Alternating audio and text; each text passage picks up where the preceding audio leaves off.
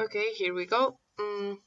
Here are a few additional things to keep in mind when eating or drinking with a business contact.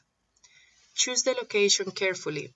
If you are the one choosing the meeting place, your decision can tell your guests about who you are and how you do business. You want to find the right balance of price, quality, and atmosphere, said Fox. Choose a well-known restaurant noted for excellent service and food, she said.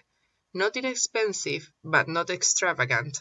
A restaurant where there is enough privacy and quiet space to have a business conversation.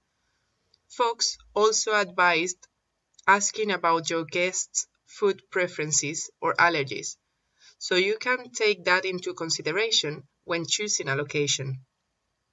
Remember your etiquette basics. Wait for the other person to start eating. Chew with your mouth closed. Don't talk with food in your mouth, etc., Weston said. Fox agreed, adding that you should use the proper utensils if you're having a sit-down meal. I also suggest always avoiding eating anything messy, said Spicer. Choose a safe meal.